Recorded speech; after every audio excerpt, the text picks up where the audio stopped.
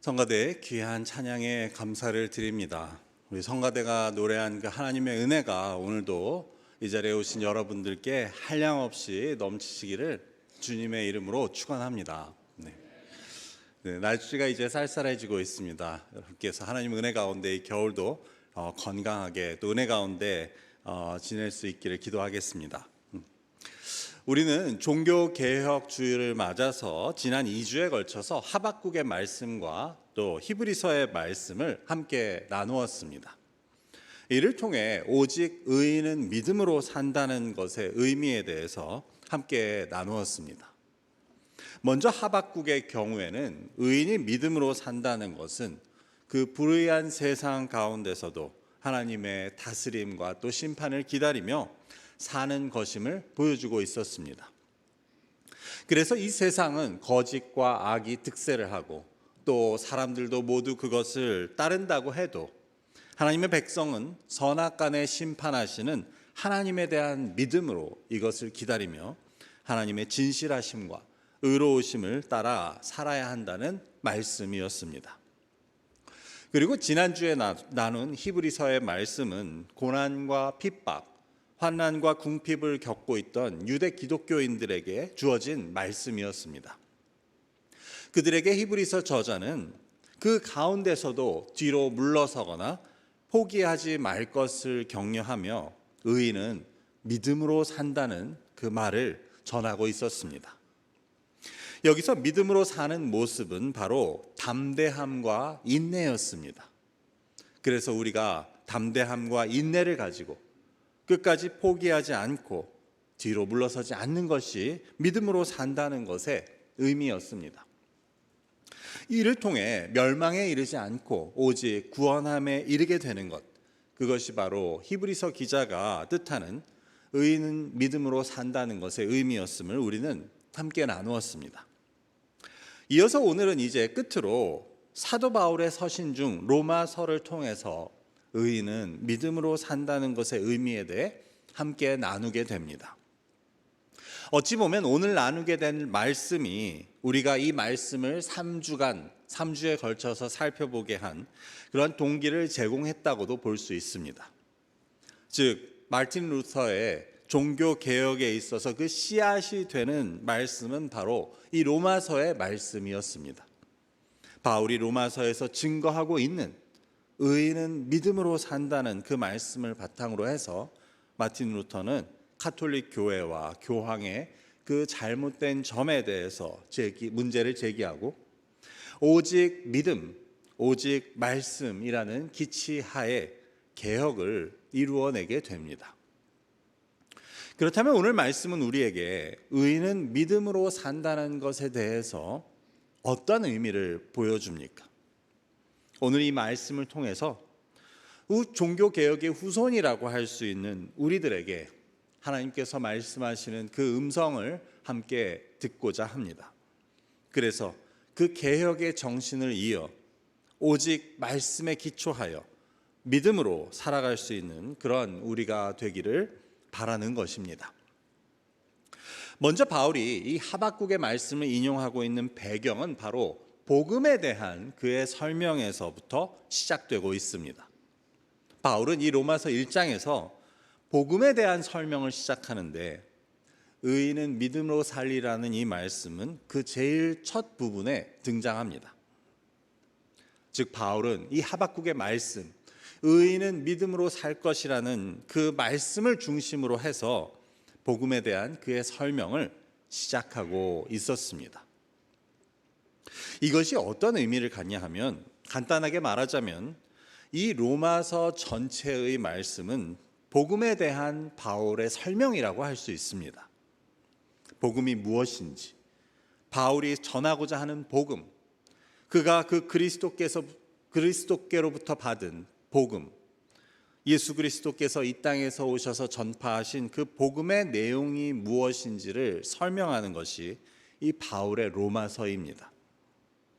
그래서 바울이 이 로마서 전체에 걸쳐서 죄에 대해서, 율법에 대해서, 하나님의 의에 대해서, 믿음에 대해서, 영과 육, 이방인과 유대인에 대해서 깊이 있게 다루고 있는 목적은 이 모두가 이 복음을 설명하기 위한 것이었습니다. 그렇게 볼 때 오늘 읽은 이 로마서 1장 16절과 17절의 말씀은 이 로마서 전체의 주제라고도 할 수 있습니다. 즉 복음은 모든 믿는 자에게 구원을 주시는 하나님의 능력이라고, 그 복음에는 하나님의 의가 나타난다고 하는 것, 이것이 바로 로마서 전체의 주제가 됩니다. 그렇다고 할 때 우리는 바울이 여기서 하박국의 말씀을 인용하는 것이 얼마나 크고 중요한 의미를 갖는지 그것을 알게 됩니다. 바울이 로마서에서 설명하고 있는 그 복음의 중심에는 바로 의인은 믿음으로 산다는 그 선포가 자리하고 있었습니다. 그래서 복음에 대한 그 바울의 설명을 배경으로 오늘은 의인은 믿음으로 산다는 것의 의미를 함께 나누고자 합니다. 이를 위해서 오늘은 첫 번째로 그 복음이 하나님의 능력이라는 것의 의미를 먼저 살펴보게 됩니다.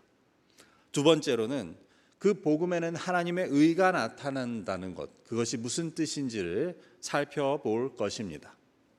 그리고 이를 바탕으로 그 하나님의 의가 우리에게 요구하는 것은 바로 오직 믿음이라는 것.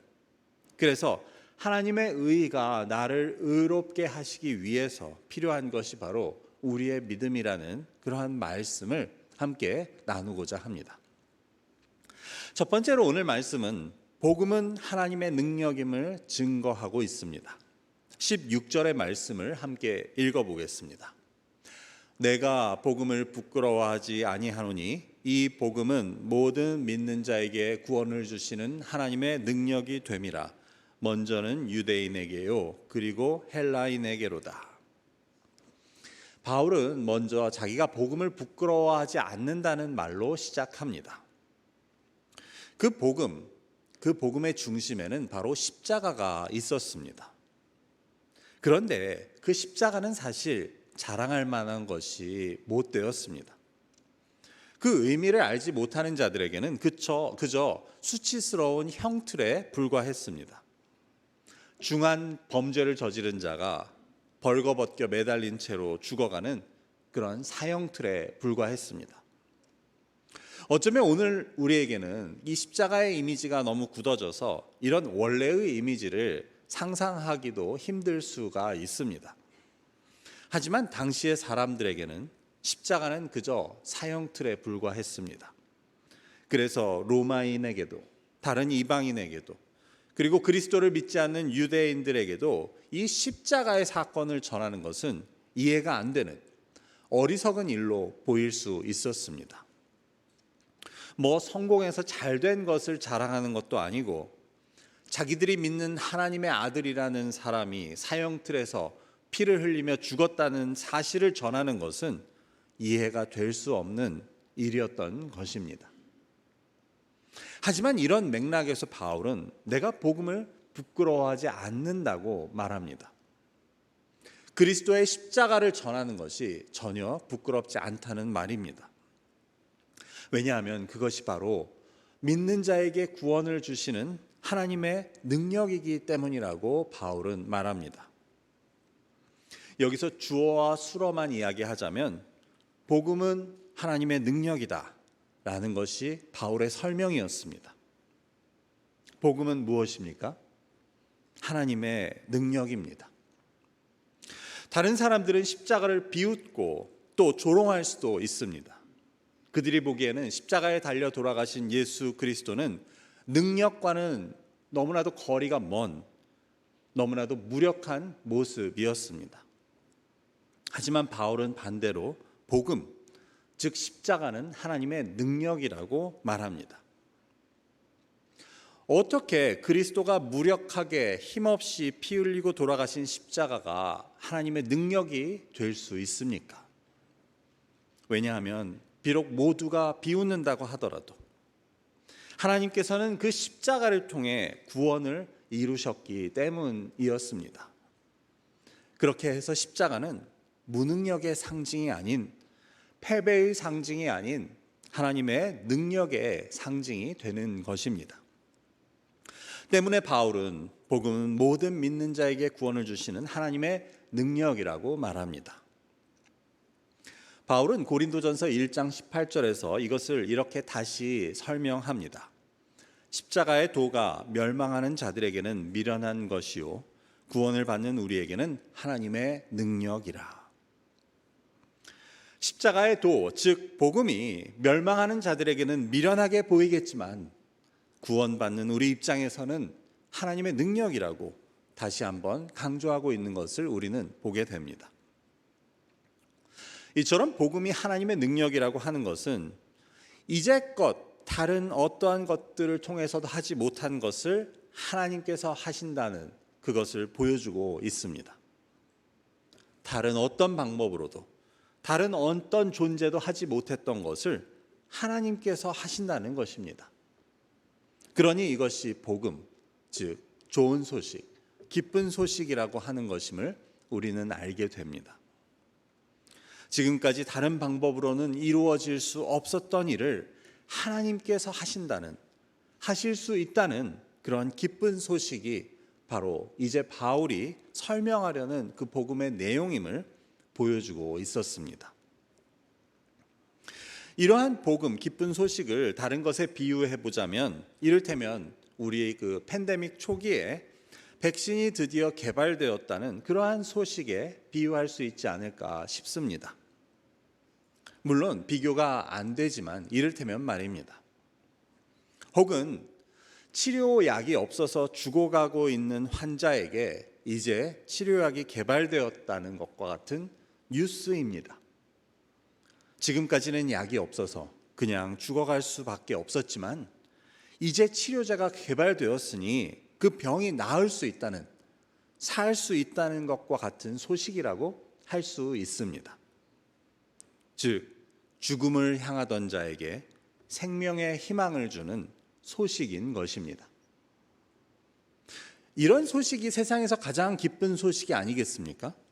죽어가는 사람에게 생명을 주겠다는 소식보다 더 기쁜 소식이 어디 있겠는가 하는 말씀입니다. 복음은 그런 것입니다. 멸망할 수밖에 없는 인간에게, 희망이 없던 우리들에게, 죽음을 향해 걷고 있던 자들에게 하나님께서 구원의 길, 생명의 길을 열어주신 것이 바로 복음이었습니다. 이제까지는 다른 방법으로는 그것이 가능하지 않았습니다. 율법을 지키는 것으로도 아무리 사람이 선하고 의롭게 살려고 해도 스스로의 힘으로는 의로워질 수 없는 우리가 그 사망에서 해방되어 생명을 얻는 길은 없었던 것입니다. 하지만 하나님께서 그 길을 열어주시고 그 방법을 제시해 주셨기 때문에 복음은 하나님의 능력이 된다고 바울은 말합니다. 로마서 3장 20절에서 바울은 이렇게 말합니다. 그러므로 율법의 행위로 그의 앞에 의롭다 하심을 얻을 육체가 없나니 율법으로는 죄를 깨달음이니라. 유대인들은 자신들이 율법을 지킴을 통해서 스스로 의롭다고 여기고 있었습니다. 특별히 율법을 지키지 않는 이방인들과 비교하여 자기들은 하나님 앞에서 의롭다고 스스로 여겼던 것입니다. 하지만 그들이 잘못 알고 있었던 것은 율법을 다 지켜서 의롭다 함을 얻을 수 있는 육체는 없다는 것입니다.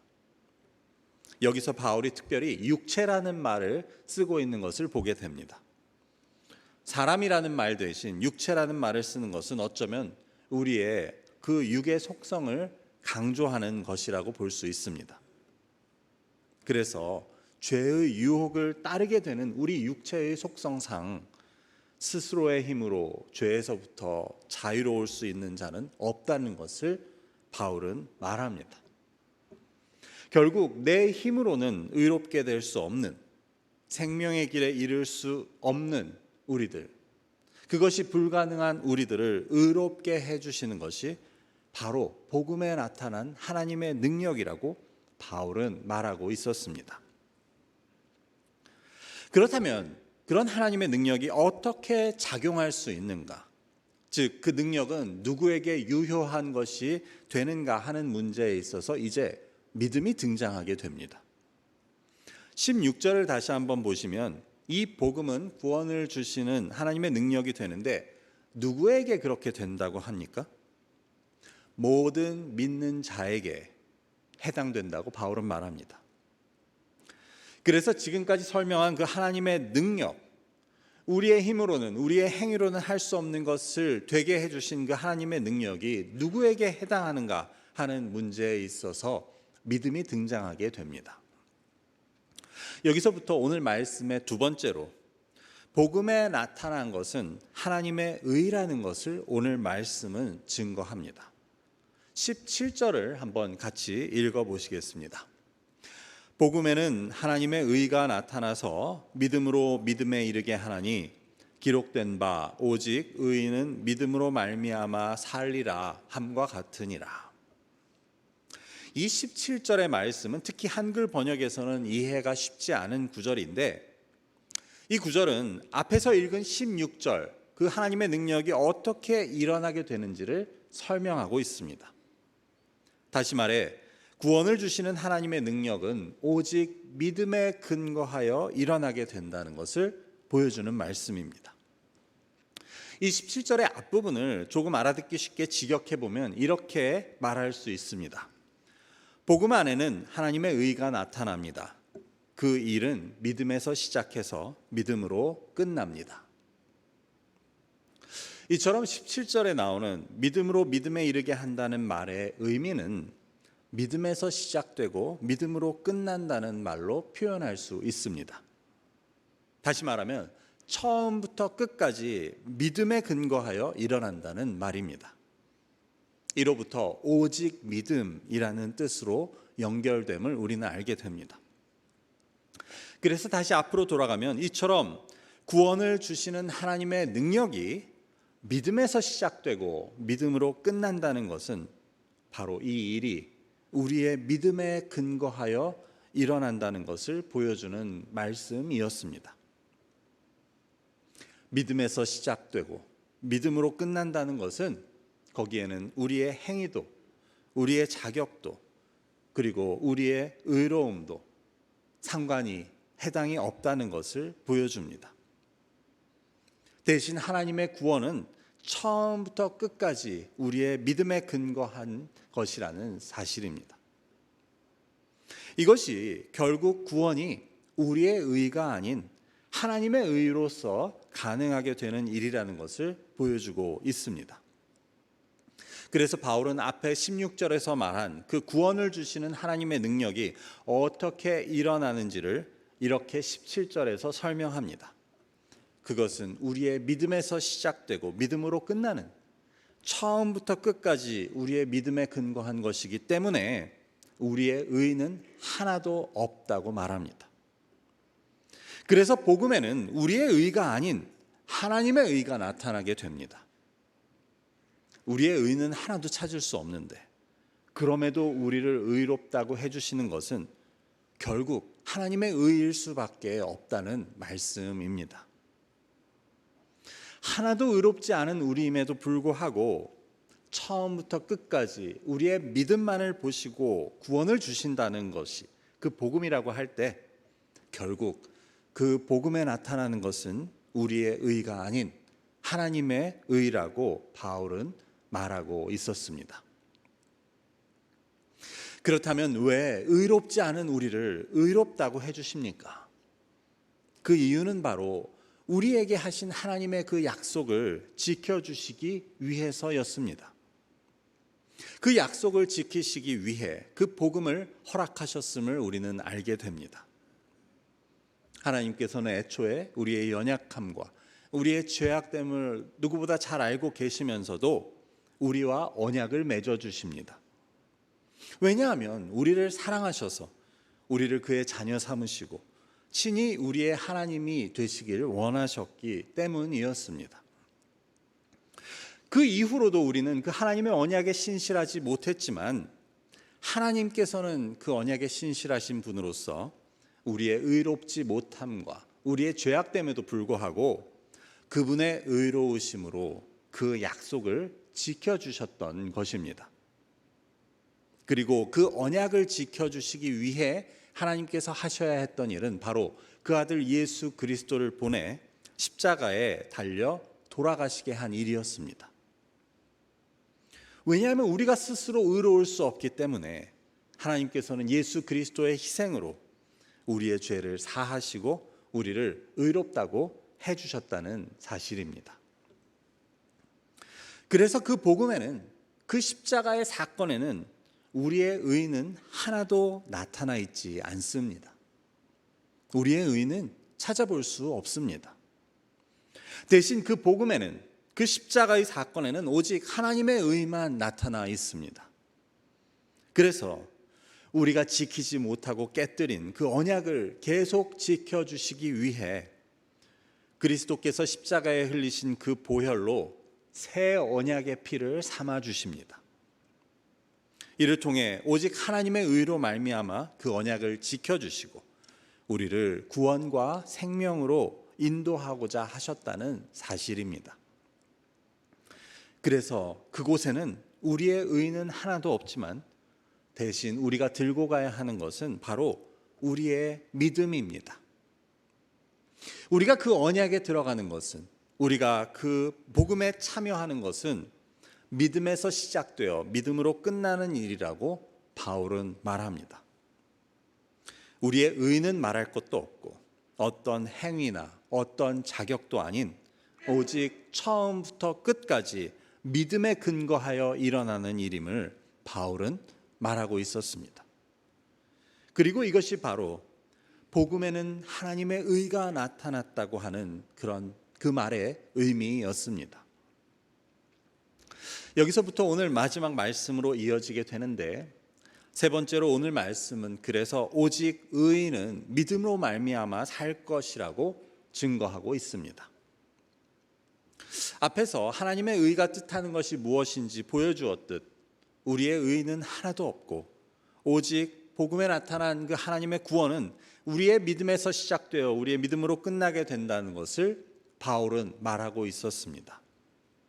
그래서 그는 결론적으로 이 하박국의 말씀을 인용하며 오직 의인은 믿음으로 말미암아 살 것이라고 처음부터 끝까지 믿음뿐임을 선포하고 있었습니다. 바로 이 부분이 마틴 루터에게 새로운 진리의 빛을 비춰준 그러한 말씀이었습니다. 루터는 어려서부터 깊은 신앙의 환경 속에서 자라게 됩니다. 그런데 신앙심이 강한 사람에게서 종종 발견되곤 하는 그 죄의식의 문제가 그에게는 해결할 수 없는 영적인 고뇌였습니다. 그래서 그는 젊어서부터 하나님에 대한 자기의 신앙과 자신의 육체적인 죄 사이에서 그 해결되지 않은 문제와 씨름하고 있었던 것입니다.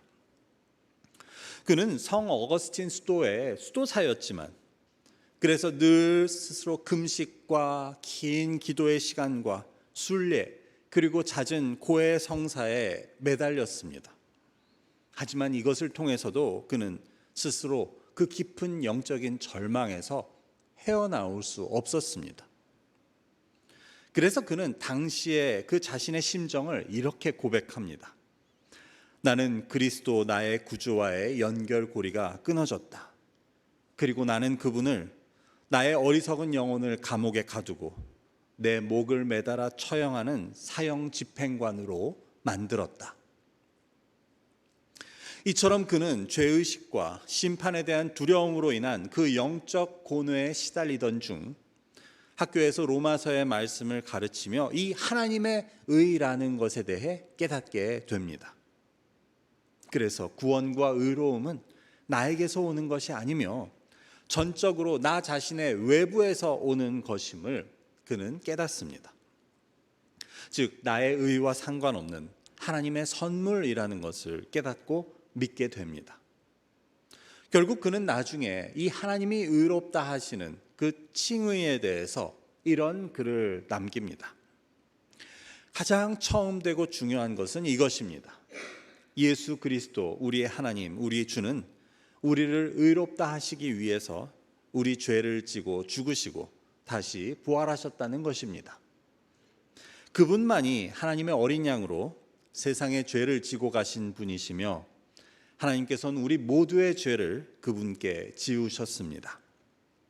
우리는 모두가 죄를 지었지만 그럼에도 값없이 의롭다 하심을 받았는데 그것은 우리의 행위나 자격에 의한 것이 아닙니다.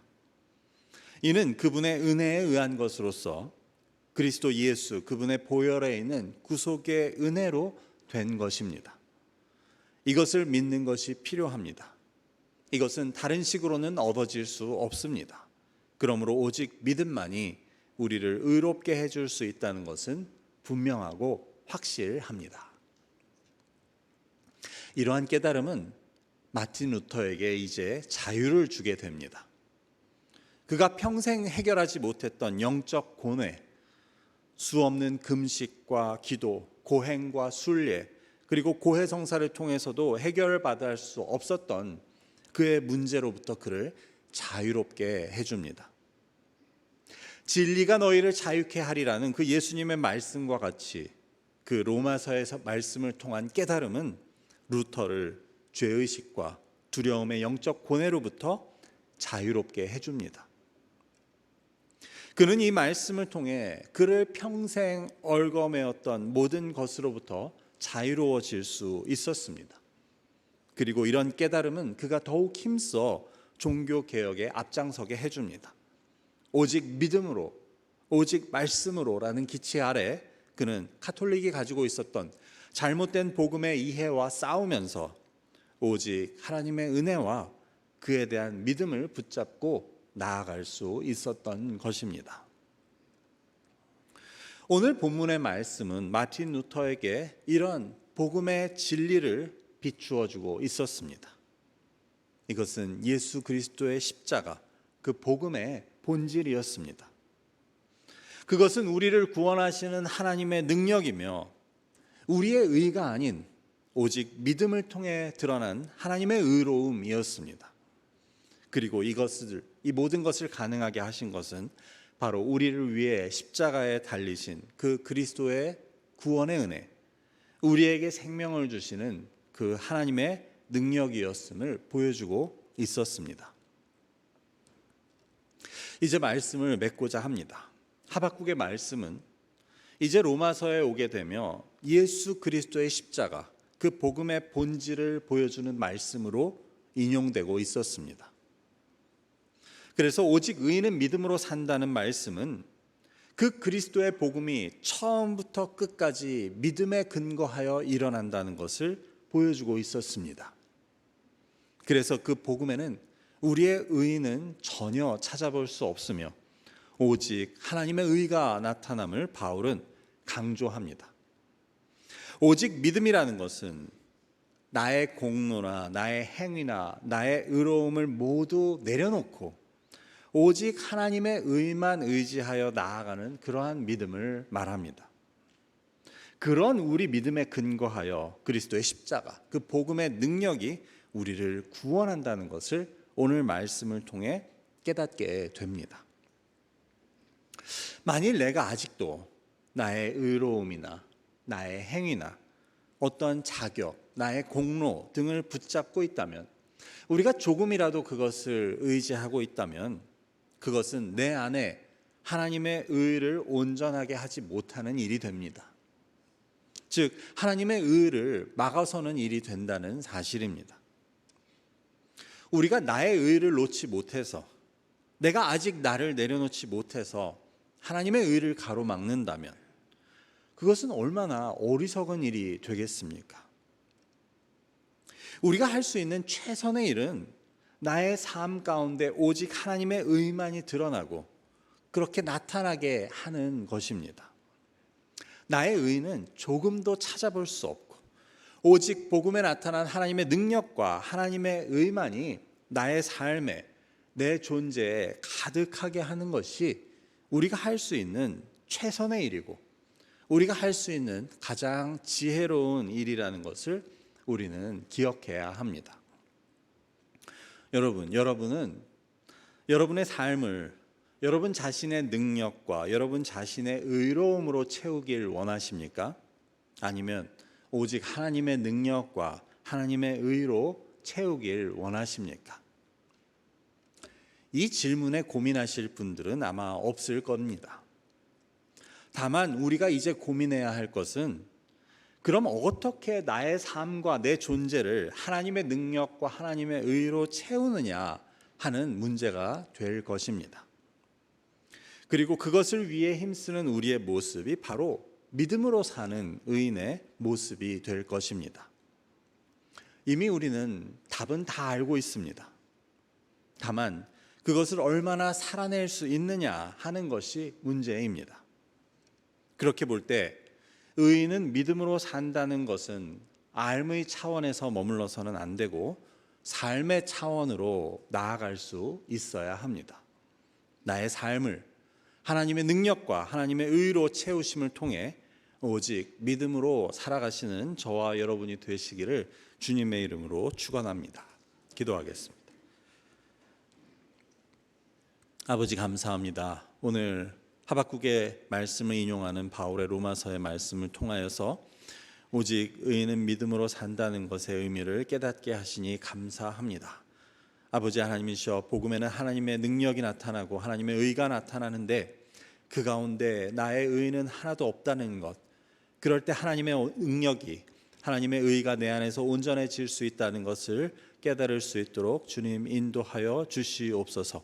아버지 하나님, 그래서 온전히 그것을 바라며 우리가 나의 모든 것을 내려놓고 하나님의 능력과 나를 의롭게 하시는 하나님의 의에 의지하여 오직 믿음으로 살아갈 수 있도록 주님께서 인도하여 주옵소서. 감사하며 예수 그리스도의 이름으로 기도드립니다. 아멘.